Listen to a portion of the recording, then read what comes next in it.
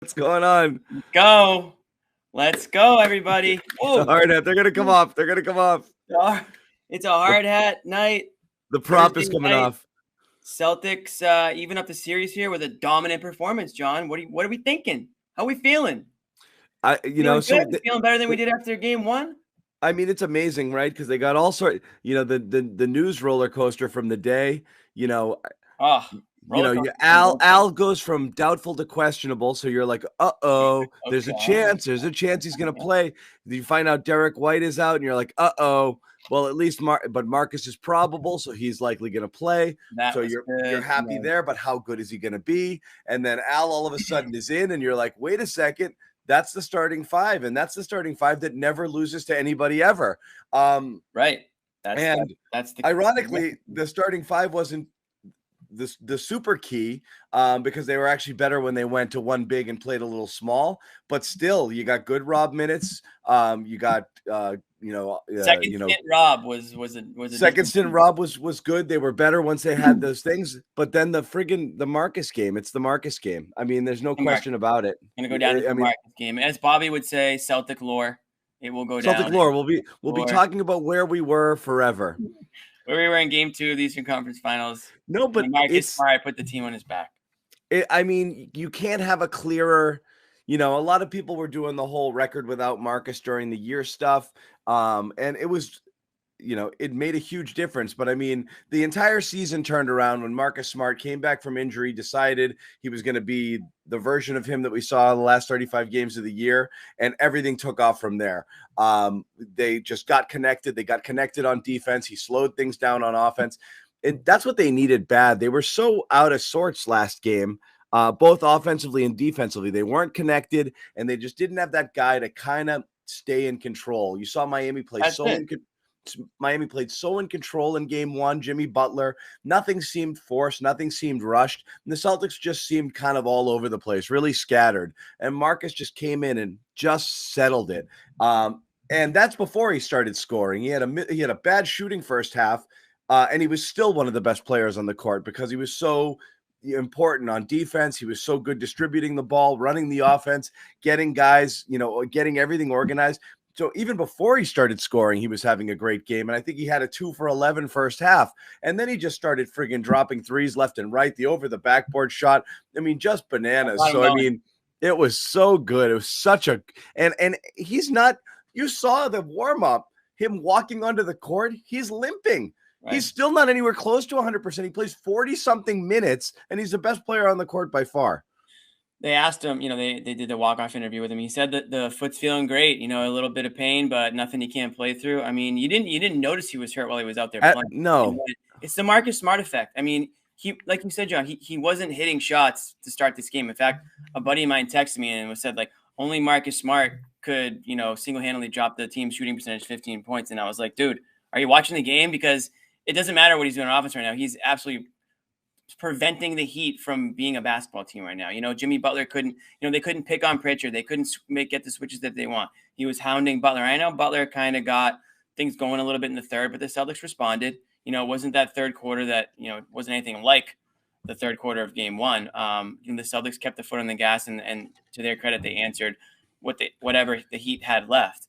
And Marcus Smart was the biggest reason behind that. And you mentioned how they missed that in the first game because he kind of sets the tone, paces them. I think it's kind of funny saying this, but I think he can kind of, I don't want to say calm them down, but I think he does have that ability, him and Horford. And Horford's another guy that came back on the court tonight. Those are the two real veterans of this team. Not to say that Brown and Tatum aren't veterans at this point, because they are, but Smart and Horford, obviously Horford, have been around for a while. And to have them out there, it just gives you that extra element of, not just on the court stuff, but off the court, the mental side of things as well. So pure team effort tonight. Even Grant Williams got it going. He had a rough game 1 and he got hot, had a couple threes to start the game and ended up with 19 points. And we got to mention our guy, Pea Party, Peyton Pritchard. Boston Pea Party. I still think that was the best. I still think that was the best nickname. Boston Pea Party from that was born last year on the show. Didn't quite take off, but maybe there's still a second life here. It should have. Back. But listen, freaking plus 39. It's been a pee party, man. It's been a pee party. Plus 39 in 20 minutes or something like that. I mean, that's freaking nuts. Bananas. I mean, unreal. Him and who was the other crazy? Well, was it Grant? Him and Grant had unbelievable plus minuses tonight, like upper 30s.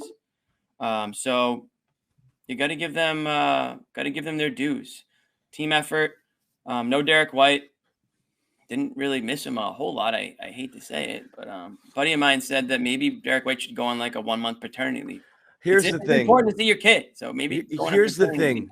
You know, what did we this is what we've always believed. Not always. That's a lie. We didn't always believe it. But what we came to believe late in the year and I think became evident was that the Celtics fully healthy were extremely difficult to beat. Totally. Not just extremely difficult. Best in the league. Like an entire level above the next tier of competition. They were killing teams. And that's why the Rob injury was so discouraging. That's why any bumps and bruises they've suffered along the way here are so freaking frustrating, because it honestly feels like, and again, injuries are part of this, and Miami's without Kyle Lowry, and PJ Tucker left during the game. So they're down 2 starters too here. Yeah. So not to make excuses, I can overcome a 30 friggin' point drubbing, but it's part of the game. Everybody goes through it. But you've just felt that if it didn't matter, if everybody on every team had all their players, Celtics included, the Celtics were going to win because they were a level above everyone they were playing. And this kind of felt a little like that. And when you do get Derek White back, again, I do think this small lineup against Miami and having guys out there that can move the ball and play defense on their perimeter guys is going to be a frigging nightmare. You're really not worried about anything on the interior for Miami. The Celtics can pester all of their players. They can take Miami out of their rhythm. They can really challenge their shots. You got to, the Jimmy Butler's going to do what Jimmy Butler does, but Celtics both ways. Yeah, their defense should be able to stifle them, and offensively they have more firepower just because of the Jays alone. And when other guys contribute like Smart and Pritchard and Grant did tonight, forget about it. So this was awesome. Sherrod's trying to peek in, just letting everybody know at home. Sherrod Blakely, Bobby Manning, Josue Pavon, all in Miami, hanging out. Sherrod just tried to pop in. We'll get him in as soon as he can. And we'll hang out for as long as you guys want us to, honestly, here to talk about an amazing Game 2 victory for tonight. Jimmy, what else stood out to you? And again, I know it'll be the Marcus game, but just differences between obviously, Game 1 and Game 2, what the Celtics did better.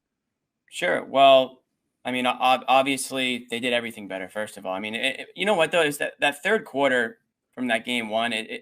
I'm hoping that was just the exception in this series. And if you look at that game, and you look at this game, the Celtics have played pretty dominant. I don't want to say dominant, but they've clearly, in my opinion, been the better team. I can't explain what happened in that third quarter. I don't know if it was.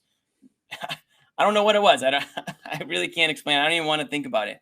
But tonight was just a complete effort. I love the way they came out. I love the way that they kept their foot in the gas.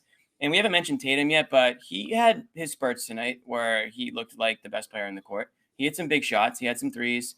And again, that a good response. The one thing I'll say about the Celtics team, they haven't lost 2 in a row yet in the playoffs. They respond. They have been able to respond to adversity or poor performances. They don't carry a poor performance into the next game. They're not down on their luck. They leave it behind. They start fresh. And so far, I mean, now they're 4-0 after losses. So there's something to be said about that. The resolve on this team, a relatively young team, is important in the playoffs because it can be an emotional, or it is an emotional time. Every game is peak of your emotions, and to be able to harness that, bring in and not let negativity carry over into the games is perfect. What's up, Sherrod? Sherrod's back in the party zone. Yeah. What's up, fellas? Sherrod, you in the club? The club is me. What are you talking about? I don't have to go anywhere for the club. The club is me. Man, this hell of a game. Hell of a game. Marcus, I tried to kind of, prepare you guys for the Marcus Smart experience in Game 2 after Game 1. This was so much better than I thought. I thought he would play well. I did not anticipate he would play this well. The scoring, it came as the game went along, but his ability to control the pace, control the tempo, organize this team offensively, doing all the little things that we did not see in game one. Like I said, I thought they would win game two, but there's no way in hell anyone could have thought it would have been this emphatic. Yeah. What's interesting, and again, for everyone out there, Sherrod knows stuff, and Sherrod was very confident. Very confident, though he didn't state it as a fact, but he was pretty damn certain. He couldn't, but he wanted to. Marcus was coming back for game two, so Sherrod knows stuff, and he knew stuff. And, you know, he was pretty confident that not only is Marcus going to play, he was going to be effective. I'm not going to lie. I'm stunned, you know. Yeah, this is borderline. John, if you were more public with your Marcus Smart takes, it'd be borderline apology, Cam. Yeah, but I mean, like I said, I'm only basing it on, you know, talking to people like Dr. Jess Flynn and people who know stuff. And they're like, even a really mild mid-foot sprain requires a week or two of nothing. Total rest. It's sore as hell. It's hard as hell to do anything on it. If he plays, he's going to be limited and gimpy and in pain. You know, they can shoot him up and he can tough it out, but it'll be hard. It'll be a hard thing for him to do it with such a short turnaround. They had 2 days off between game 7 and game 1 and only 4 days here to this. That's such a short runway for him to not only play but to play this effectively. And then, like I said, you see the video of him that the Celtics themselves released walking into the arena, and he's gimping just you know, his gait looks off, and you're like, oh man. And I was like, all right, he's gonna game it because he's tough as nails, and that's what he's gonna do. And he's crafty and he's wily, and he'll figure out a way. And any Marcus is better than no Marcus. Totally feel that way. But he was. Did you talk to? I think early it looked like he was a little. Let's feel how it goes. He was trying. Yes, he was absolutely early on. You could definitely see it. But as the game went on, I felt like he kind of loosened up instead of the other way around. I was afraid whatever they shoot him up with to start is going to wear off as the game goes on, and he'll start to stiffen. He looked better physically as the game went on, just more agile, a little bit more daring, darting into spaces, all the kind of stuff that you see, the Cobra strike of Oladipo on that play on the sideline and all of those things. Like he just started, he looked exactly like he always looks after looking a teeny bit tentative in the beginning. He was just phenomenal. I don't know what else to say. Yeah, I mean, the one thing I will say is this: that for a mid-foot sprain, because remember, this is the same injury that kept Anthony Davis out damn near all year. But Marcus, my understanding with his particular case, it's not even, I can't even really call it a mild foot sprain. It was something that, again, they're obviously just concerned about it because whenever you have that type of injury, you need to be concerned about it. Mm-hmm. But my understanding after game 1 was that there was basically no way in hell that he was not going to play in game 2. And I tried to kind of press, you know, my sources for, you know, what the hell does that really mean? And they said, let me tell you something. There's no way in hell that he's not going to play in game 2. And again, knowing Marcus how I do, there was absolutely no doubt in my mind that he was going to be out there playing. No, and again, did I think he'd play this well? Hell no. There's no way in the world I thought he'd be this effective. But I did think that he could make an impact. And little things that he was able to do that we saw was not happening in game 1, like when they blitzed Tatum. What did Tatum do? He swung the ball to Marcus, middle of the floor. Marcus eventually got it back to him. He goes to the free throw line. We saw in game 1, that's 2 points the other way. Jimmy Butler cruising in for a dunk. This was maybe the best game Marcus has had in terms of what the team needed from him and him being able to deliver that. He's had better scoring games. He's had better, I think, overall games. But as far as what they needed from him and what he delivered, I don't think he's had a better game in meeting that. Yeah, this is going to be like when the hockey, you know, let's say like the Bruins season ends and they announce like all the players who have like a laundry list of surgeries. This is going to be Marcus Smart whenever the Celtics season ends. It's going to be like, yeah, Marcus Smart played with a broken ankle, a split spleen, a bruised thigh. It's going to be a laundry list of injuries. But that's the type of guy he is, man. He's hard. No one's ever going to say, you know, you can say whatever you want about Marcus Smart. No one's ever going to say that he doesn't leave it all out there. He doesn't play tough. He doesn't play hard and all that stuff. And that's honestly what you want in every player wants to play with a guy like that. You know, like those guys are so valuable. They don't have to lead the team in scoring every night. It's just what they do, you know, outside the box score. You know, it's all the 50-50 balls on top of that. But the defense he played tonight, just the ability for him to be able to guard everybody, Sherrod, the fact that they can't, you know, try to target players in the Celtics when he's out there, and the fact that he can, you know, do what he can with Butler and do what he can with, you know, even guys like Bam and you know, whoever, you know, it's so vital to have him in this game. And we all said it after game one. It's like, if it's between Smart and Horford, it's an easy decision. You got to roll with Smart. I mean, he might be the second most important player on the team. I don't want to go down that argument, that hole again, but honestly, this is what he's able to do out there. You can't replicate it, really. I mean, and when he's missing, you saw exactly what happened in that game. Right, and the other thing too is that, you know, the one guy who I thought benefited more than anyone else by Marcus being out there was Tatum. This was one of his most efficient playoff games. Yeah. Ever. I mean, because he didn't have to handle the ball and get exactly and have to get the offense going and then get trapped and blitzed and have the whole burden on himself. He's freer when Marcus is out there, no doubt about it. His focus was more on getting buckets, which is what he does exceptionally well. Marcus's job is to get him the ball. I mean, Marcus, you know, he finished with 12 assists and 1 turnover. One turnover. And that was on a terrific play where he made a steal and got credited with the turnover because he saved the ball out of bounds and it happened to hit Tatum's foot. Yeah, that was barely a turnover. That was an incredible play where he friggin' tried to – I mean, whatever, but he was incredible. And I wish he could have found one way to get one more damn rebound for the triple-double. And they kept him out there maybe a couple minutes too long just for that one. You know, he was under the basket like, you know. Right. But we've seen coaches – we've seen that before. And we saw Doc Rivers do that with Rondo. When Rondo had that streak where, you know, they were getting – I think it was against Detroit or something like that, where he kept him out there longer just so he can get that – The rebound's the easy one because you just got to tell everybody, hey, when the shot goes up, just get out of the way. Right. You know, that's how Russell Westbrook got like 30 of his triple-doubles that first year. He's like, I'm grabbing these, all right, guys? If everything's, you know, all things being equal, I'm going to get this one. Yeah. Did you guys hit on Grant at all yet? We went roundabout a little bit, just talking about how, like, you know, and again, say whatever you want in that regard. But it was obvious as soon as the major shift in this game came when they took Rob out and put Grant in, and then the energy shifted, Bam. That was a huge thing. And, like, I know, like, it'll sound like it was a slight on Rob, but I really think it was just it was more on the two big lineup. I think they were better when they went to that smaller lineup.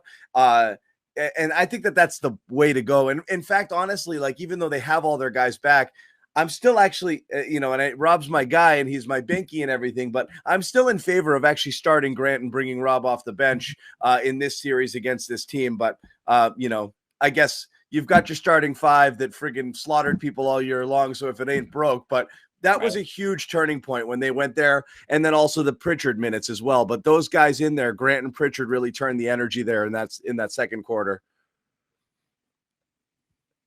I just think this is one of those. This is one of those series where I do think Grant has the potential to be a major impact player because of his ability to space the floor. That's the one thing. Again, it's no fault of Rob. Rob's a great rim protector, a great rim runner, and Grant is he's a good 3-point shooter. He keeps the defense honest. And I thought he did a good job of making the most of his opportunities because you're right. I mean, they did not start to really separate themselves until Grant got it cooking there in the second quarter. And Pritchard had that really big 3-pointer that led to. I'm sorry, not in the second. Late in the first, they turned a 10-point deficit into an 11-point lead there when Rob went out of that game late in the first, and then they kind of extended it into the second and beyond. Right. But that was right. That was there. I mean, you're down 10 and you go up 11. That was remarkable turnaround there. Yeah. And they did it in like 6 minutes. It was like a 21. You talked about 22-2 run in the third quarter last game. The Celtics went 26-7 run in that period there, and it really was sparked by Grant coming in there in place of Rob in that lineup that they had running there. Grant coming in, and we gotta talk about Mr. First Quarter, Jaylen Brown. I mean, he had 11 or 11 like that in the first quarter. It felt like he had more. I was shocked when I looked at the box score. I thought he had like 17 that quarter, but it felt 11. Like it's just everything went in. Yeah. No, and that's kind of what Jaylen Brown's I don't want to say known for, but I mean, his starts are no secret. This guy comes out guns blazing to set the tone in a way. And yeah, I mean, you kind of, as the game goes on, you almost kind of forget about it because it's like, okay, he kind of cooled off a little bit, but really, starting off that way and getting the Celtics going and, making sure they don't go down big. Remember this team last season? They would go down massively to start games. It was horrible the way, and they'd have to spend the rest of the game trying to claw back, and then they might claw back and then lose by 7, and you'd be like, oh, it wasn't that bad. Well, it was bad. You had to claw back all game, but when you get a guy like Jaylen Brown, kind of setting the tone or getting the guys going or trying to get them sparked, that prevents that situation from happening. So if you talk about the first quarter, you got to kind of give him his dues too. And he needs to do that, I think, in every game in this series, because the one thing we're all seeing with Jaylen is he's picking up a lot of fouls. And that concerns me because he's kind of putting himself, in the crosshairs of not being able to be on the floor when they need him most in the fourth. But to your point, Jimmy, his ability to get off to a great start is huge for this team. Because Tatum, I really didn't think Tatum was just like kind of asserting himself as a scorer early on. It seemed like he was just kind of really feeling the game out and just kind of letting the things kind of go with the flow.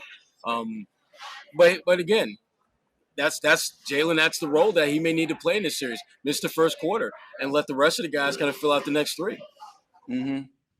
Yeah, Tatum didn't have one of those like nights where he was adamant about scoring and shooting. Really the opposite, to be completely honest. And that was fine. I mean, he let the game kind of come to him, and it just wasn't a night where he needed to play like that. And obviously, the Celtics they controlled a pretty healthy lead for the majority of this game. I mean, they never let the Heat come back into the game.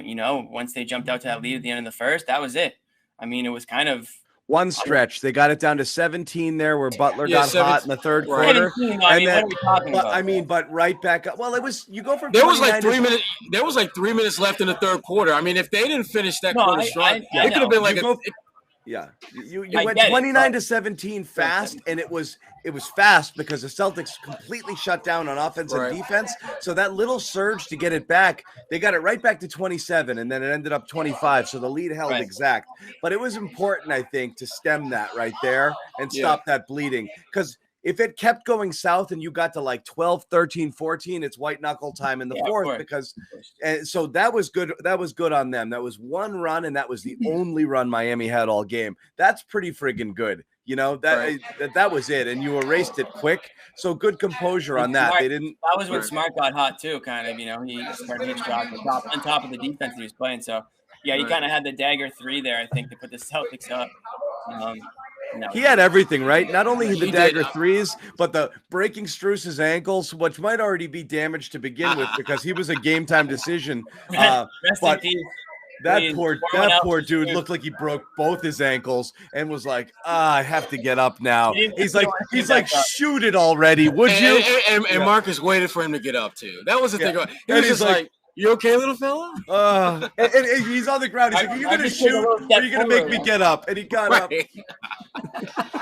I think Marcus took a step forward just to check on him, make sure he was okay. And then good. And then the Larry Bird over the backboard, was friggin' great too. Yeah, that was awesome. That kind of got him going. I think up to that point he was kind of missing a lot. Oh my God, that stuff was great. Let's bring in Bobby Manning. Bobby Manning in Miami, hanging out. Let's check out the fit. What do we got? We got Bobby. Oh, it's a new one today. Miami Bobby. Just grabbed it before the game. Oh, I like this. Okay. I like it. Sleeve button down. I like that. That's very Miami Vice. He's very Miami today. Yeah, This is Sherrod approved. This is Sherrod approved. Yeah. One of our commenters suggested it actually, and I went right over and got it. So shout out to whoever commented on the shoot we did this morning. Who are you wearing? I can't even think of it. It's a Spanish name. I'm usually pretty good with Spanish, but not this word. We'll work Someone on in the comments will have it because they actually suggested it. It'll pop up here in a minute. But man, what a game! Yeah, wow. What a game! We will all be talking about where we were on the Marcus Smart game, right, Bobby? Yeah, that was a special one tonight.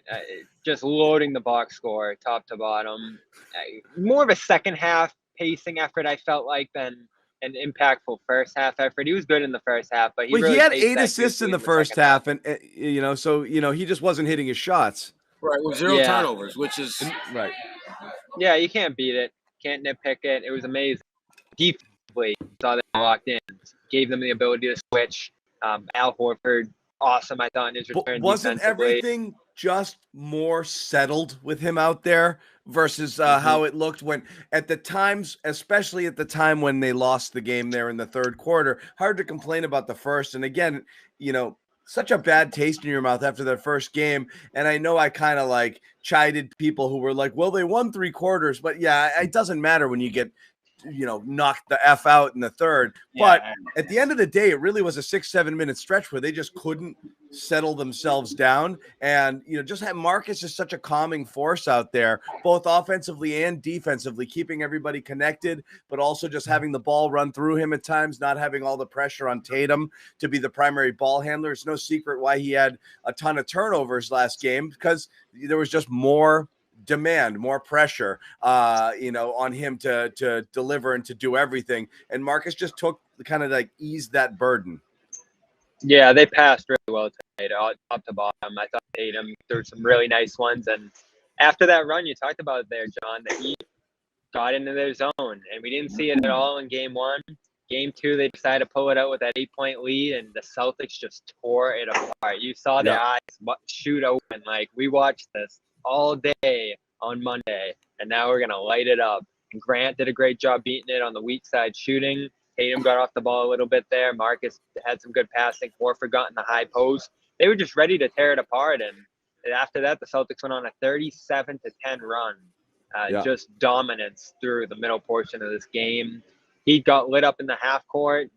Offensively, they couldn't get anything going. And now, I don't know if you guys saw, but PJ Tucker getting an MRI on his knee, that's not going to help them. They had to go to Duncan Robinson in the second half to try to get something going, and just wasn't there. So that's interesting, Bobby, because you mentioned those two. Those are two things I wanted to kind of lump together. Heat goes zone and it blows up in their face, and they play the Duncan Robinson card, hoping to spark them, and it doesn't make a lick of difference. And those are two gimmicks, like you always talk about teams that have to rely on stuff like zone. When you start going into your bench and playing guys who haven't been in your rotation to try to figure stuff out, that's not a great sign. It means you're searching. It means you're not really satisfied with what you have out there and you're trying anything. And I know it's only one game, but between that and the zone, Spoelstra has to go into his bag, and he used up 2 tricks and it didn't do a friggin' thing for you. So what else is next? Are you going to just be able to run out my guys versus your guys if the Celtics are fully healthy and have Derek White back and feel good enough about that? We saw that with Milwaukee. Bud was looking for the right rotations all series long, and he couldn't figure out which lineup to go with, and whichever he went with, you'd be like, but I don't love this and I don't love that, and you're wondering if Miami's going to run into these problems here if the Celtics have all their guys. And that's a problem. Go ahead, He Sherrod. feel thin, Sherrod. Yeah, he feel thin right now, especially if they lose Tucker. Yeah, and the other thing that I thought really stood out in this game was that Ime made some pretty obvious adjustments that Miami couldn't adapt to, like running guys along the baseline rather than just running them. They're actually looking to score. It reminded me of an old Doc Rivers offense where Avery Bradley, that was literally the only way Avery Bradley would score. We saw that with Grant. We saw that with Tatum.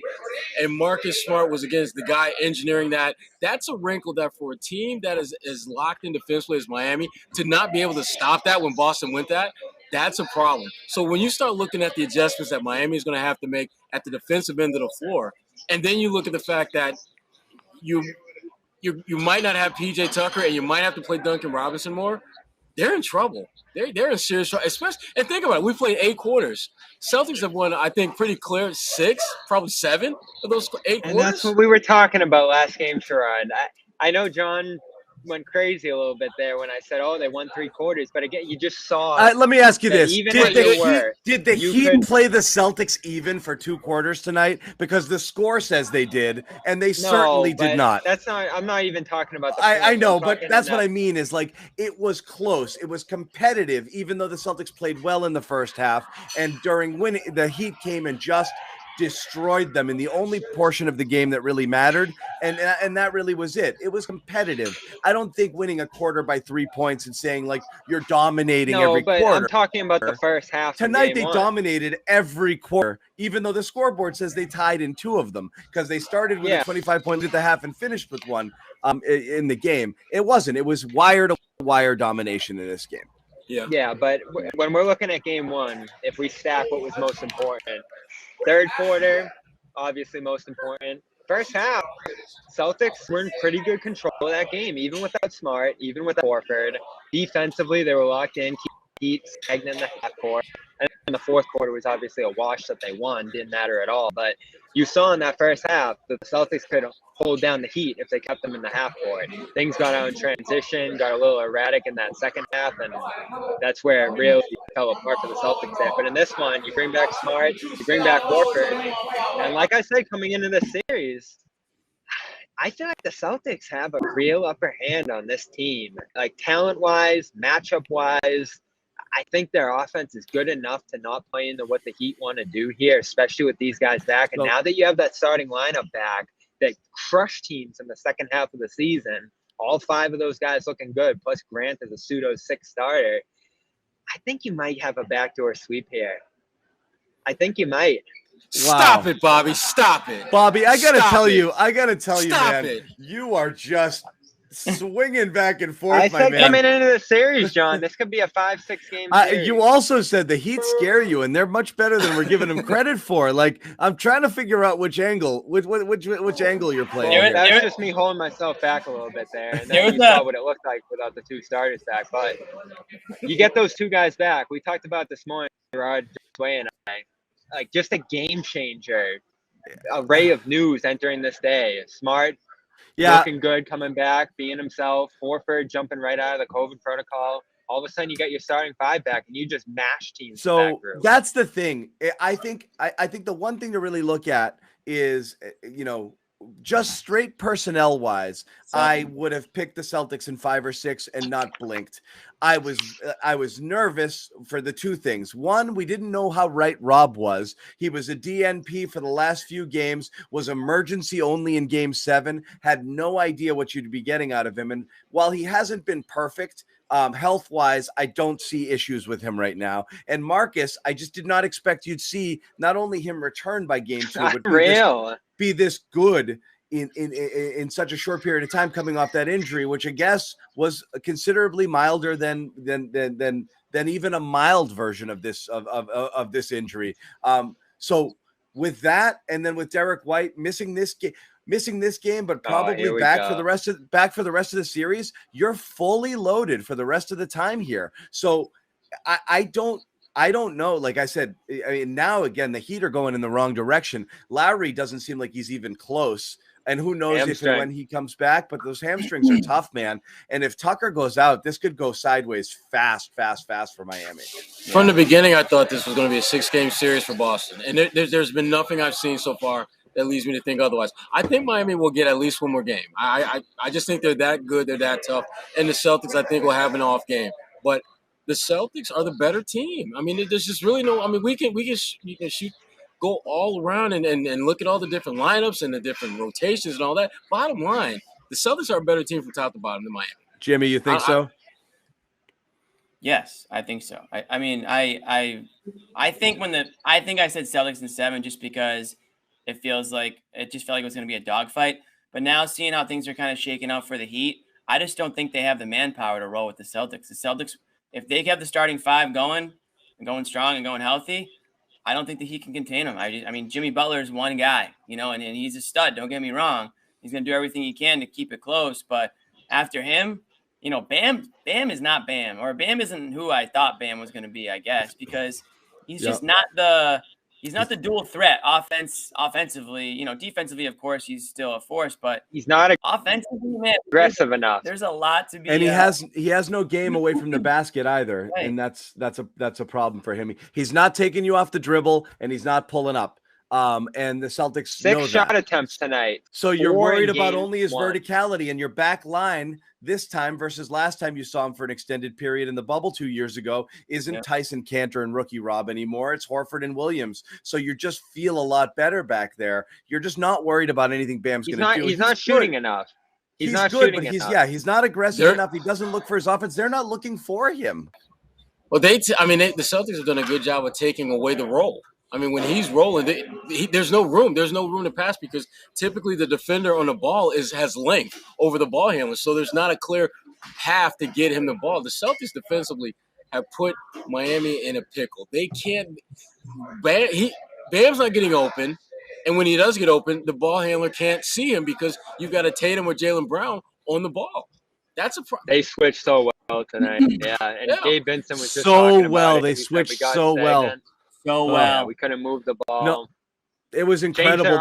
He said they couldn't get in. They couldn't get paint touches. They couldn't get any open threes. Everybody was getting over the screens. It was unbelievable. It was one of those days where on those switches, it felt like the Celtics had 6 guys out there. It was really, really tough for Miami to get anything going on offense.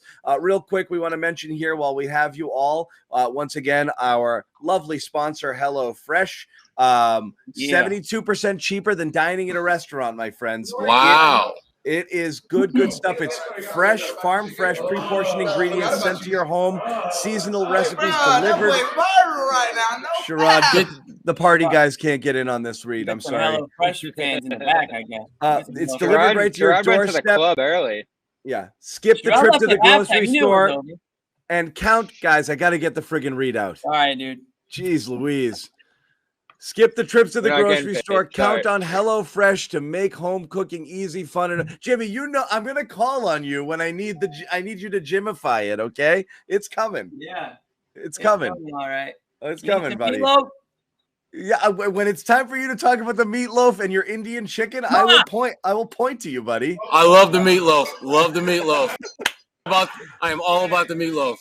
On top of that, the newest menu releases include Mediterranean recipes filled with fresh fruits, veggies, nuts, olive oils, fiber-packed whole grains, nourishing balance. Customize your favorite dishes with the new Hello custom offerings, swapping out one protein or a side for another, upgrading to a deluxe experience, even adding a protein or a veggie to a meal, supersize it, do whatever you want. You can basically customize this to be exactly what you need. We have all gotten this. Not only did we get our complimentary HelloFresh, but many of us signed up to get another 16 meals sent to our doorstep, which is the deal we have for you.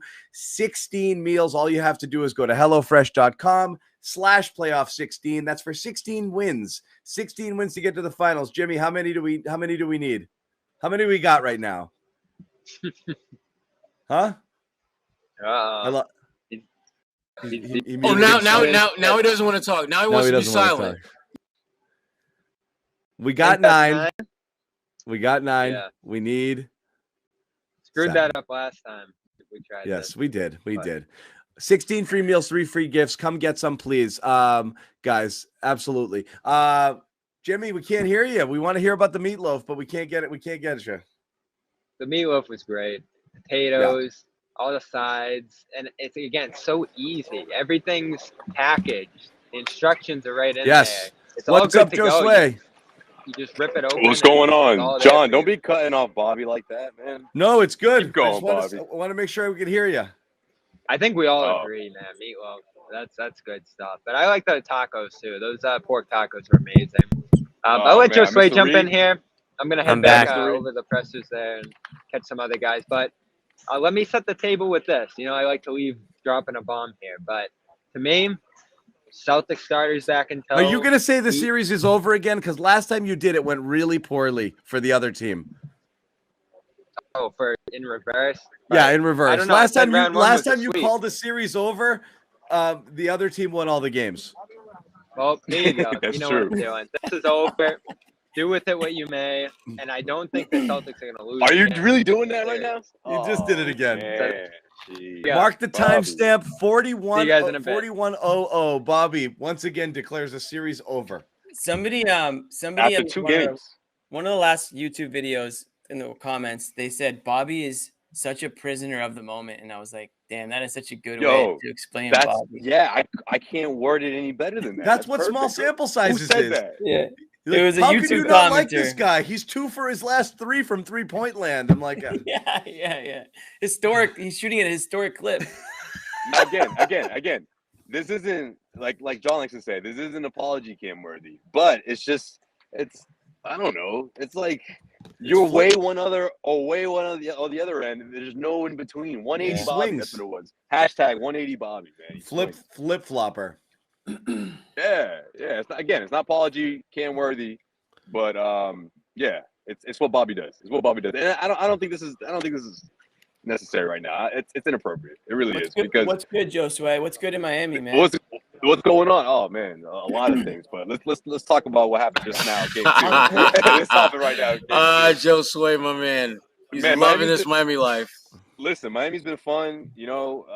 Hanging out with obviously Bobby in the city has been fun, and Sherrod called me Pitbull a lot. It's fun. Like, it's been playful. It's been great. But the Celtics needed to come correct in this game. They needed to get this win. Head into Boston, send that message, and Marcus Smart did it in the best way possible. And look, I was one of those guys that was also saying, why is Marcus still in this game? This thing is over. But with the way the game 1 panned out, and Ime obviously having a bit of a soft spot here because Marcus plays so well. He let them out there for another 90 seconds so you could try to get that triple-double. It didn't Absolutely. happen. But you know what? That's okay because Marcus needed this in a big way, man. Like, I just can't imagine as a competitor, for someone like Marcus to sit there through game 1 and that injury, just a quick turnaround to another series. And he talked about it just now, how being out there and telling guys what's going on and being the guy to keep everyone, focused. It's completely different when he's in uniform compared to when he's on the sidelines. He's like the ins and outs when you're really, losing the way the Celtics were losing in that third quarter in game 1. Some players just don't want to hear you. They just don't. They're just not in the moment to hear you. But when you're in there with these guys in the trenches, man, it's a difference. And we saw that on both ends for the Celtics, right? I mean, Marcus, we know who he is. He's the defensive player of the year. But offensively, just some of these passes, man, like he's really come a long way with his journey as a point guard, man. Like there were so many question marks at the beginning of the season, and this evolution of Marcus at point guard, it just resonated in a big way in this one in game 2, man. What a performance. And what we said earlier, it just settles it down some because they were so out of sorts, Right. And again, not for all of it, just for the stretches that mattered. The game got away from them. There was no one to settle it down. Marcus, like I said, keeps them connected defensively and really settled down the offense. So he was amazing. How do you think he looked? How was he moving? I thought he looked fine. I thought he looked great, especially with the way he was able to stay in front of his guys. What a lot of the possessions, it was Jimmy Butler, the team's best scorer. And he I thought he did a good job. He really kept it. He kept the Celtics defense solid, and then in that second half, man. Oh, actually, before the second half, to jump out to that huge lead. And listen, Miami Heat, they went on their run. We expected that in the third quarter, but the Celtics contained it. They kept it in check. I'm sure some Celtics fans were nervous when it got to under 20, just because we've seen this team blow many leads throughout the course of the regular season. But no, man, that was too big of a gap for these guys to blow this time around because just the way they were bouncing back from that game 1 loss. I mean, look, Spoelstra, I think out of all the players that had the media availability between game 1 and game 2. Spoelstra was the only one saying, like, look, this is going to be a really tough game. Like, the Celtics are going to respond in the big way. It's what they do. And that, I threw that stat at him saying, look, Celtics 3-0, after losses in the postseason. Is that something you looked at, the way they perform after losses? And, piggyback on that conversation after the game, I asked Spoelstra about the Celtics' approach. And before I can even finish my question, he's just like, the approach? No, it's the execution with these guys. Like, that's how tough they are. And we're going to have to find a way to respond back in game 3 the way they responded here in game 2. And that was a big part of why Boston won this thing so emphatically, was that they executed at both ends of the floor over and over and over and over again. And some of the things that Spoelstra was able to do in game 1 that kind of tilted the game's momentum in their favor didn't work. When they tried to blitz Tatum near half court, did not work because he got the ball out quickly. And again, Jimmy Butler, he wasn't able to be kind of that free safety lurking around, getting steals and doing all that kind of stuff. They neutralized pretty much every counter that Miami went to in game 1 that worked. And so now if you're Spoelstra, what are you going to do? Because at this point, it's really not about X's and O's, because there's not a whole lot you've shown them that they haven't seen already, and vice versa. It's about who has a better team, who has a better roster, and who can execute better. They're in trouble. They're in trouble. Not like Bobby, the series is over trouble. Hell no. No, okay. Don't say. Also, whoa. it's not Sherrod, like easy. But the Celtics, Sherrod, what you been doing here in Miami, man? The Celtics are in good shape though. They're in good shape going back home. Al Horford, for what it's worth, and this is something we've kind of guessed at and tried to speculate how things went down with the testing, has revealed that he self-reported, which is something we did not think based off of the fact that he went to shoot around during that morning. But he claims now he self-reported, felt a little off, felt he had to get tested, and did. And Sherrod's got a smirk on his face. He's not. No, Jimmy, I like that. I mean, well, let's Sherrod is not buying. That's his. If that's Al's story, then that's the story that's going to stick. Yo, that's the story that's going to stick. We'll get Sherrod's real opinion in a week or so. I'm not gonna call. Whatever. If that's what he says. That's what he says. The one thing I find interesting is that Ime said today, he's like, he always felt fine. He always felt fine. He said that like in his press conference. Al has his story, and that story's gonna stick. I'm gonna leave it right there. Yeah, that's it. Well, I mean, if you're Al, the last thing you want to do is spread it to your teammates. You know, like again. So if that's the case, that's fine. But he went to shoot around and was smiling and laughing. Am I playing devil's advocate? I guess I don't know. I don't know. All I know is he went to shoot around, but now he says he felt off and had for a day or two. But he went to shoot around and then tested. And he says he self-tested, and again, whatever, so be it. That's Al's story, and as Sherrod said, he's sticking to it. And got the news, blah, blah, blah, was able to test out. Is what it is. But he beat COVID that quickly. Good for him. I'm glad he's back. I'm glad Al is back. He's healthy. I think Al Horford's a 3-time COVID champion. He is. 3-time survivor. Pretty good. So, regardless, the fact that he returned this quickly obviously made a huge difference. The fact that he got Marcus Smart back that quickly obviously made a huge difference. And now there's just no reason to believe that you're going to run into any other bumps unless, of course, something else happens unforeseen. But right now, you got the band back together, and that's really all you could hope for at this point in the season. Being anywhere close to full health for anyone is remarkable. And though the Celtics did suffer the issues with Rob at the end of the year and into the Brooklyn series and whatever's gone on with Marcus here in this Horford situation, you're at game 3 of the Eastern Conference Finals, and you've got your entire lineup intact, and that's more than you can say for a lot of people. And again, I want to kind of transition over, the PJ Tucker news, getting an MRI, that doesn't mean anything, but they're concerned enough. And they ruled him out. When you get ruled out instantly, when you go back to the locker room, that's usually not a great thing. Right. You know, if you're iffy, it's a questionable to return, and then you kind of do it. But he went back to get looked at. He got ruled out right away. And he's having an MRI tomorrow. That's not great. Again, you've got the Lowry situation. Here's where the Heat have problems. You broke glass in case of emergency, brought Duncan Robinson in the game. The reason he's not playing is you're afraid he's going to get torched on defense. Tyler Hero was a minus freaking 33 tonight in his 20 minutes. I know he's instant offense and he comes in, but not tonight. But you thrust him into a starting role, and what does that mean? Peyton Pritchard was picking on Tyler Hero in this game. They were hunting him. They were hunting Tyler Hero. Peyton has not hunted a player probably since they played Oregon State his junior year. They were hunting him.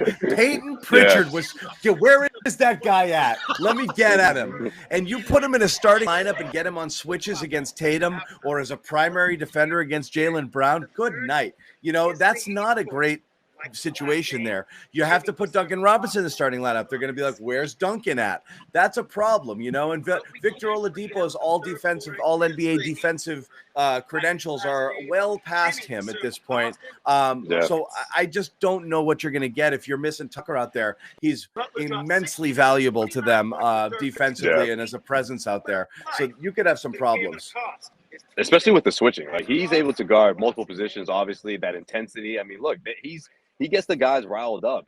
And honestly, I feel like if the microscope isn't over Bam Adebayo right now, before the injury, it's definitely going to be now, because his offense, like, they got to find a way to unlock him if you're Miami. I mean, between Al coming back and, the energy shifting, if you will, with this huge win for the Celtics going into Boston, they have to find a way to unlock him. And I think they're going to try to. It's supposed to try to, but how the Celtics respond defensively in Game 3, it's going to be really telling to see how comfortable Bam Adebayo is going to be on offense from this point forward, because this is good. This is a big spot for him, I think, in both of these games. Honestly, in Boston, games 3 and 4.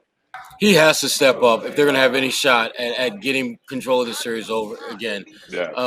And I don't know if he can do it. I mean, when I look at what he's got to deal with, I mean, you've got to outperform Al and Rob, because they're both going to be and then you got to worry about Grant Williams knocking down threes, because Grant, like most guys off the bench, he's going to be better at home than he is on the road. And so they're like I said, they're in trouble. Not like Bobby thinks the series is over trouble. It's going to be harder for them to be competitive. Honestly, I don't think Bobby's too far off. I don't think Bobby's too far off. I mean, I don't think the series is over, obviously, but I think we'd all be stunned if the Celtics don't advance. I mean, I just think, I don't know. Maybe I expect them to do that. I think it's a 6-game series. I felt that way at the beginning, and there's nothing I've seen that makes me think otherwise. So yeah, I'm with you, Sherrod. I don't think the Celtics are going to be here for Memorial Day weekend. I think they can get this done in 6. But with that being said, that's good, because I got plans. So. That's far from over. I don't think it's going to be a gentleman's sweep. I also won't be around. You got plans. John's like, I'm not trying to be Sunday night talking to you fools. Yeah, exactly. Like, I'm sure that the Celtics fans are hoping that they're not going to be nervous on Sunday watching a win or go home, Game 7, NBA Finals or nothing. Yeah, I don't think it'll go that far. But again, this is not going to be a gentleman's sweep. The way Bobby's putting it, the Miami Heat, they're just too tough of a team. They're too experienced. But I also think we're misusing the gentleman's sweep term, but that's okay. What do you mean? That's when you win 3. You win 3 and you give them the 4th, and then you take them out in 5. It's not just a 4-1 win, but that's okay. So Bobby said backdoor sweep. Backdoor sweep, yeah.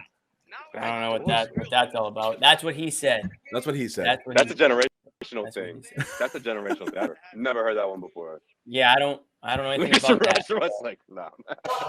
What is he said that, and I just completely ignored it because he just said it. I don't know. He obviously has experienced a backdoor sweep before, so I don't know what that means.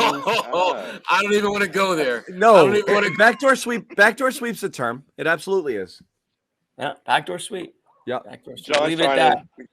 John, that's Bobby's generation. You never heard that. You probably heard that like. Absolutely. It's exactly what he says it is. You lose one, you lose, and then you friggin' win. You win 4 straight. Gotta be a term. Anyways, this thing can go to 6. Yeah, I wouldn't be shocked if it goes to 6. I'll be really surprised if Celtics win out. If they win out from this point forward, that'd be very impressive. I have a question for you guys, and that is an honest question. I'm not sure the answer. I know that they are going to now give like the Larry Bird Trophy and the Magic Johnson Trophy to the winner of each conference. That's true, right? Do we know if Larry Bird will be presenting that trophy? We don't know that for sure, but I would imagine he would be. It would make sense. Freaking awesome! At least Larry the inaugural building. I just want confirmation he's alive still, and that'll be good enough for me. Yeah, if we can get Larry Bird back at the TD Garden, the Celtics need to win this in 6. He was at the Garden, last year, 2 years ago? When was that? But yeah, John, you got a point. It was a couple years ago, yeah. But we got in this capacity, though. On the court. NBA 75, nah. Friggin' retirements, nah. Forget about it. Nah, man, we got to get Larry Bird back. But I love how it wasn't even a question for the NBA 75. Everyone's like, yeah, Larry's not gonna go. Right. Like no one was even like, man, let's try to start a petition or something. Everyone's like, no, Larry's just that's not what. Don't even waste your time. He may not even know it happened. He doesn't even know that it occurred. He's like, oh, okay. No one emailed him, and he's like, don't worry about it. Yeah. But yeah, Celtics fans would lose it too. A Larry Bird and Jim pick, something like that. Oh man, that would go nuts. But let's not get ahead of ourselves, guys. Let's not, let's see. No, we don't. Let's see how Miami responds first. If it were to happen. But anyway. But yeah, look, if Bam Adebayo just gives them something on offense, it would change the complexion of the series, I think. Man, like what happened? Talk about the way these two teams have changed in the past 2 years, but that's one of the bigger ones if you think about it. I mean, going into the series, it was easy to overlook when the Heat, blew out the Celtics in the first round, but I mean in game one, but it's just different when Al's out there. It's different when Marcus is out there. The defense.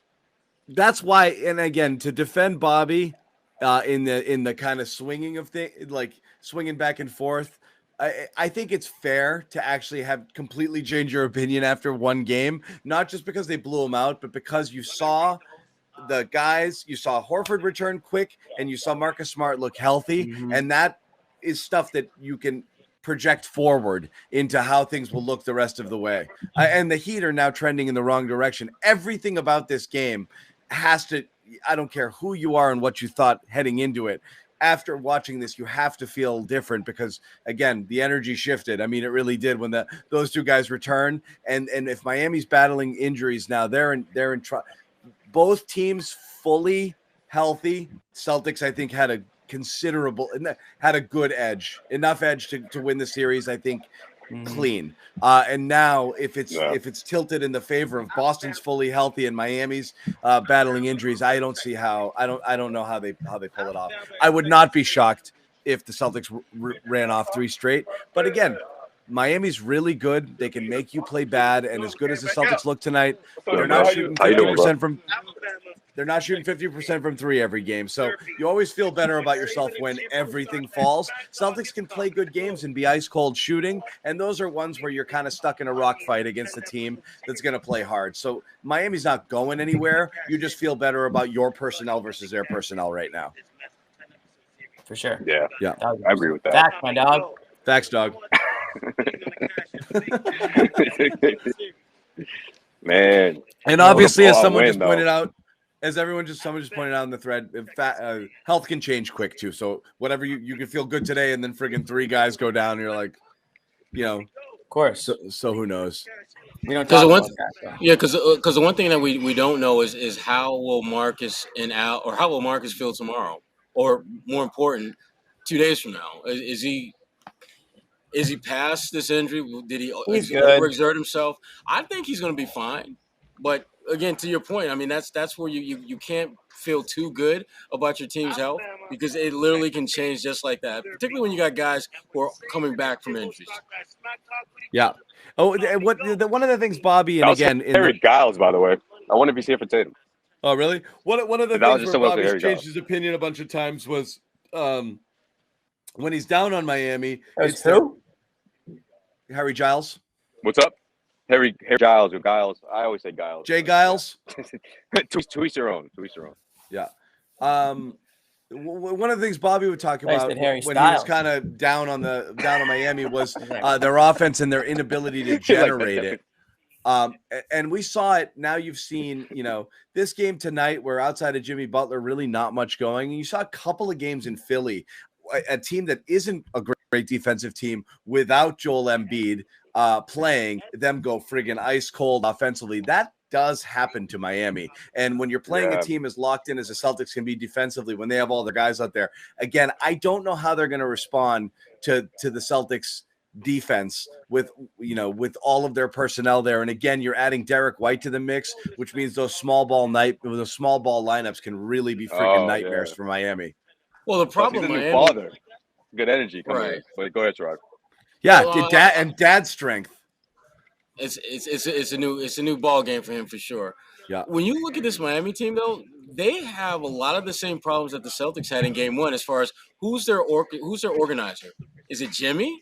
And if Jimmy's the organizer, who's going to be that second, third scorer that he can lean on when he's not scoring? And Jimmy's not. I mean, Jimmy is a decent passer, but he's not like a Marcus Smart like passer, where he's making the actual assist. He can make the hockey assist. And Gabe Vincent, he's not a real point guard either. So they're having part of the problems that John mentioned is with their offense is because they don't have guys who can organize that offense with Lowry out of the mix. That was his job. He didn't need to score a bunch of points. He just needed to get guys. Lowry's in important. He's huge. Right. He's huge. This is a lead by community backcourt right now. And look, to their credit, they've been balling. You know, even before game one, they've held it down.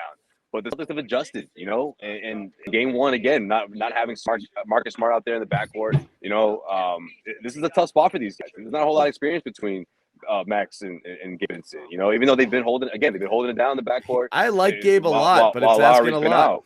Yeah, it's asking a lot, and he's delivered. Don't get me wrong, he's delivered in a big way for this team.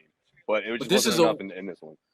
Right. This is a worst-case scenario for the Miami Heat to face a team built the way the Celtics are. I mean, the Celtics' strength is their perimeter defenders. Your weakness now without Lowry is your perimeter organizer, a guy that can handle the pressure that the Celtics are going to put on you with their backcourt guys. And I give Gabe a lot of credit. He's played well in this series so far. But we all know that with guys who are traditionally backups, there's going to be a diminishing return on them the longer this thing plays out. Like, he's playing great now, but how's he going to play when you've got an entire building that is screaming their asses off and booing you, and just they are not your friends. Right now you're surrounded by a bunch of friends. That ain't going to be the way it's going to be in Boston. Yeah. And so especially on a Saturday night. Especially on a Saturday night when folks going to be lit. You know they're going to be lit before, during, and after the game. Exactly. So shirts are going to be popping up. I hope they've melted that garden ice underneath the parquet. You know, at this point, because that'll be. Oh, it's gone. It's gone now. They melted that. Right. They didn't have time to last game when they were slipping all over the floor at Game 7. No more clicking and banging and all that noise that happens in the background when Bobby and I are doing our thing. Yeah. Oh man, Saturday's going to be epic. People are going to be passing out by the end of that game. Passing out, heat, alcohol. The game's gonna start like 9. Yeah. Turn off the AC in the Heat locker room. Do it old school. Yeah, there you go. Do it old school. Do it red style. Put the heat on the heat. I got you, John. I got you. I like it. What's the weather in Miami? A couple years ago. Days? You guys been getting some sun out down there? Come on. Yeah, we working, Jimmy. What you mean? I mean, you've been working. The report that Bobby and I did from the beach, that was pretty cool. Come on, that was the guard report debut. You've been working on something. I don't know what, but you've been working on South something. Beach debut. I like it. You guys do HelloFresh yet? Or? We tried. Yeah, we did.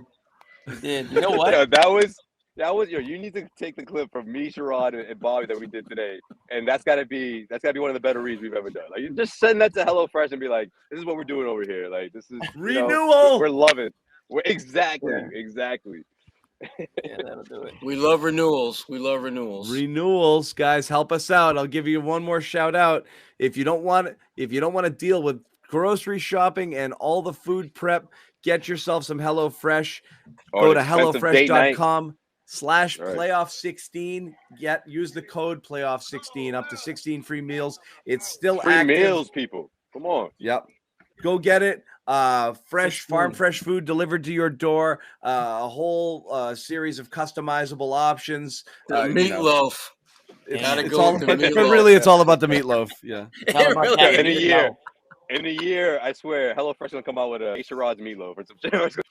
Yeah, they will. Dude, and what pisses me off about that though is like meatloaf is like my specialty. Meatloaf is the one thing meatloaf is the one thing I can absolutely kill when it comes to being in the kitchen. But their meatloaf is pretty damn good. I still think mine's is the shit, but theirs is really, really good. Theirs is really good. Why is that the only? I bet you can do more than just meatloaf, bro. Come on. That's what, but that's the one. That's the. I mean, like when you look, Josue, when you talk to my son Isaiah and ask him what does your dad cook that's really good, 90. I bet you 10. I'll bet you he'll say meatloaf. Okay. So then what you say about HelloFresh meatloaf, that's it's really good. It's really good. That's what I'm saying. I mean, they make a really good man knows meatloaf. I'm just saying. Yeah. I had Indian style chicken, which was delightful. A little curry on there, a little kick to it. That one I gotta try. The aroma going, and the house was, like it was. That's some good stuff. That's some it good was stuff, solid, Jim. I gotta say, but I'm gonna need to see those expense reports from Josue and Bobby because what I'm hearing, I may need to get to Game 5. I might need to get to Game 5, man. I've been doing some investigating. So, all right, head on down. Head on down. yeah, I'll be the only one here. That's fine. yeah, that's okay. You wouldn't Nah, survive man, a night in Miami, I don't think anymore, John. I don't think so. if this thing goes to Memorial Day weekend, man, That wasn't my that would scene be when the- I was 25. Yeah. if this thing goes to Memorial Day weekend, man, that would be because win or lose. I mean, you got Memorial Day. You know, Sherrod, you're not getting that flight for Monday morning after Game 7. Stop. No way, you're chilling. Don't act like you're gonna leave after Game 7 when there's a holiday weekend, and whether the Celtics going to the NBA Finals or not. That would be even going to NBA Finals, that's a week away. That'd be you get an extra day. That'd be fiscally irresponsible. Day You don't want to take a flight on Memorial Day weekend. You got to stay a couple days and wait for those prices to drop a little bit. Oh, that's how that's gonna go. Okay. Yeah. That's your game plan. That's your scam. I mean, game plan. Okay. Yeah, that's just being fiscally responsible. That's just scam. Stay a couple days, wait for prices to drop. Rep a couple clubs. Bronze the thighs a bit. I gotta get some color. Look at me over here. It's the light though. It's the lighting. Just blame the light. Well, you'll have Saturday. Yeah, plus you'll have Saturday, Jimmy. You'll be in the sun all day Saturday. I'm thinking pool day on Sunday. I'm thinking pool day. Come on, Miami. Make this a 7-game series. You want me to set you guys up for some basketball talk, or you want to keep going with this? Oh, we're still talking about basketball? Give me I was just letting you go. I want a 20-20 game from Bam Adebayo. All right, let's pretend we're in the bubble over again, and he's an actual threat on offense. I don't. Give me Game 7. I don't want that. I kind of like what he's doing right now. I'm good with what he's doing right now. Oh no, Josue's got a little pep in his step, a little hop in his voice. No, He's in Florida. I think Josue's a Miami guy. Sherrod's looking ahead. He wants to go out west. He's ready for the finals. He's like, let's wrap this thing up. Yeah, a little Oakland. Both teams play hard. Are we still talking about meatloaf? I just stopped. We're on to John's like, I'm just waiting for John to just give us the wrap. That's what I'm waiting for. I was gonna give Bobby a chance to come back in and be excited about something, He's interviewing Strus, the art of an ankle break right now. How to fall gracefully when you get your ankle snapped. I want 3,000 words on Neesmith's 12 seconds in the first half. Yeah. When he came in defensively, he's like, I'm in the game, and then it was like honk, and then Tatum came right back. It was so funny because Bobby sent out that tweet, was like, I just had dinner with Sherrod, and I told him that Neesmith was oh man, he did do that. Wait, what? I didn't even finish reading the tweet until I saw him back on the bench. And Neesmith's like, yeah. I was like, why did you do this, Bobby? Then I know what you're talking about. The first half Neesmith minutes. All jokes aside, though, that story's gonna be fire though. That Max story gonna be fire because it's. I mean, I guess it's not amazing because NBA players aren't in the know, so to speak, with people's backgrounds, but a lot of players don't know that he was cut by the Celtics. Like it's Bobby's onto something there, but that was funny. It's fun. It's funny actually. They're like, oh, that was a funny quote from Ime pregame. He wasn't even here for that, and he's like, "Oh, that was screwed a good up one, with that one." Yeah, he's like, "I wasn't here for that." He's like, "I love when Ime." In other words, I wouldn't have cut him. I felt like he was trying to say, I wouldn't have cut that guy. But, yeah, we missed out on that one, is what he said. But right. Strus wasn't great tonight. Missed a lot of open shots. Well, they said before the game, right? By Marcus. He had to test out. He had to test out to see if he could play. So there's something not right with him. He didn't look great physically. He was questionable for game 1 too, when he played. But yeah, they've been on the injured list for a while. I believe Tucker was as well. I'm not sure. Tucker was too. But they had a group of guys who were in that. I believe Vincent too. So they're a banged up group for sure. They've been that way for a little while. They've overcome it with guys stepping up in the bigger roles. That's the story of this season. But playoffs, the story becomes How many guys can you play? How many guys can you survive? Right now, the Celtics have 7 guys, 8 depending on what White looks like when he comes back, rolling right now. And the Heat have what? We count it off. It's like Bam, Jimmy, Hero's giving them good minutes. And, 1 or 2 other guys some nights, and Strus. But Hero's getting torched when he's out there. But that's it. Those are like your guys you can rely on. Dedman gives you a little something, but as deep as they look coming into this, they're thin with all these injuries. And the Celtics, Pritchard's out of nowhere again. And Josue, to his credit, said tonight's another night that you can lean in on Pritchard. He gives them some shooting, some scoring there. And again, like this, John, we've watched a lot of championship teams in Boston over the years, and you know what it feels like when you're in it. They just respond. They keep surprising you. More guys keep stepping up, like Pritchard, like Grant, like Smart, with miraculous performances that raise the team's level on any given night. This feels like a championship team to me. It does. Like, this feels like that's where this is headed. If they stay healthy, if they don't get stagnant in certain quarters and blow games like they have at points here, they're walking the edge, but they're right there with anybody. And again, now that they're healthy, I think you got to consider them favorites to do it.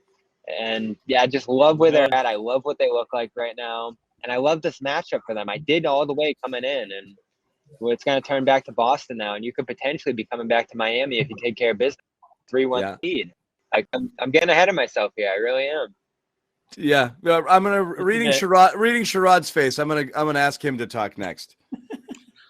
Okay. I know what I feel that the Celtics are in control of the series, but I'm not going to even go there and just say that this thing is pretty much a wrap because, again, this is a very mentally tough Miami Heat team.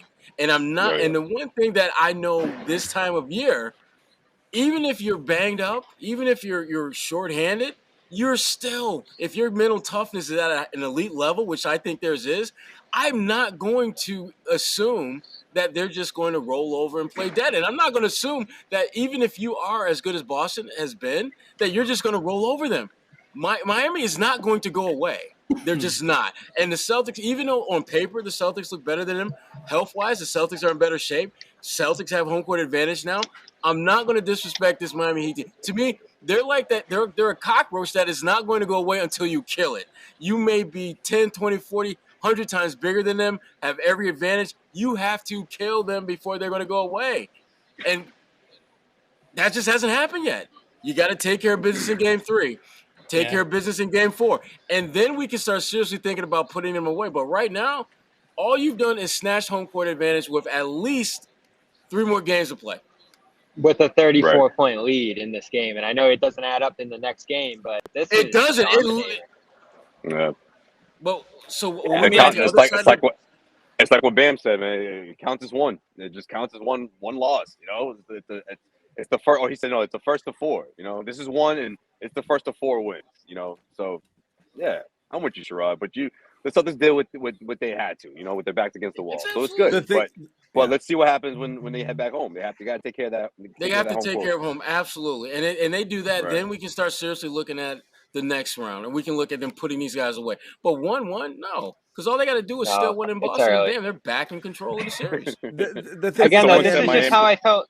This is how I felt coming in, and I again, the chat's getting on me like I'm flip-flopping here. I said coming into this series, this could be a 5-6 game series in Boston. You did say that, so I'll give you that. Like, I love this matchup for them. I love the way they defend this group, and if you keep it in the half court, the Heat are really going to have a lot of trouble scoring.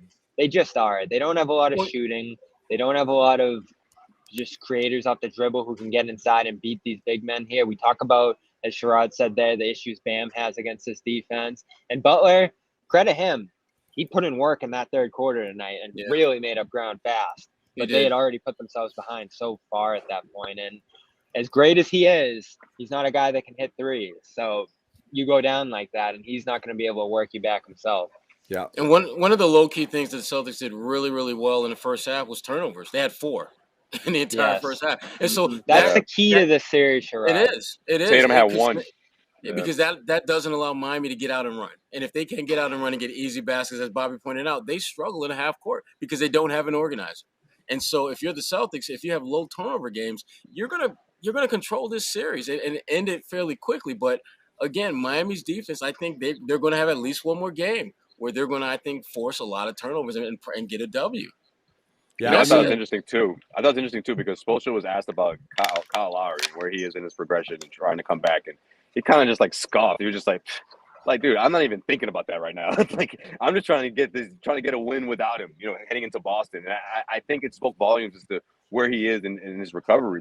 Maybe that doesn't mean he's out for the entire series, but I just think heading into Boston for games 3 and 4, I don't think Spoelstra is crossing his fingers on that one. He's trying to figure this thing out without Lowry. Yeah, there's a difference. That doesn't help. Yeah, Lowry's got a lot of miles in there. That's true. There's a difference between Brown at 25 bouncing back from these hamstring things to Lowry at 36, 37. Yeah, that hammy is no joke. Bobby, what'd you get from Tatum? Anything good? Not a ton from Tatum. He was talking about their resiliency, that being the difference between the bad Celtics teams that they've had during his career and the good ones, the way they've bounced back, especially from the bad losses. You said Jimmy 3-0 after losses, now 4-0 after losses. But Al spoke as well tonight and did clarify that he went and got a test after not feeling well. So I don't know, we're still sort of parsing and figuring out what happened there, going into COVID protocol for 2 days. But again, he thanked the Lord that he was able to get back out there. And Abby with a funny question saying, "You were in that dark room, third quarter. What was it like watching that?" And I was just like, "I wasn't in a dark room." Yeah, it's not a concussion. Yeah, no, he was in a padded wall. He was definitely thinking about concussion. Yeah, that's the dark room. It probably felt pretty dark though in that third quarter. She was like, "No, man, I just sat. I was watching her in the friggin'. I was watching it on my 72-inch TV. What are you talking about?" He's actually in a pretty awesome suite in one of the nicer hotels in Miami. That's when you drop the. I meant dark place. When you were in a dark place. Yeah, I think that's what she was getting at. That's definitely it. No, that's not what you meant. Yeah. It's fine. Again, we talked about that. There's some people here a little dubious, but that's fine. Doesn't matter. He's back. He's playing. Marcus is back. He's playing. Derek White, we're hoping for good health for everyone involved. He's out for personal reasons. Second Hendricks. He followed Rob's lead. We think he's going home to give birth to his first child, and that's why he missed the game. So hopefully he'll be back as well. There's no rest here. It's every other day. So we are back again on Friday in Boston for game 3, right? Saturday. Sorry. Saturday for game 3. That'd be a heck of a turnaround. It's Friday now. It is Friday. Sorry, I'm a day off. Wait a minute. Saturday for game 3. Everyone will be hanging out. Yep. For me, the day doesn't end until I go to sleep. But okay. Exactly, and they're all 8:30 starts. So we'll be doing this late into the evening as well. I'm not going to ask for final thoughts. We're going to go off the rails. I think we've said all we can say. So we are going to wrap it. Unless Bobby, you're late to the party here. Do you have anything last to say? Bobby gets to close us out. All right, Bobby. We went on to Meatloaf and South Beach, and we went to dark rooms and dark places when you weren't here.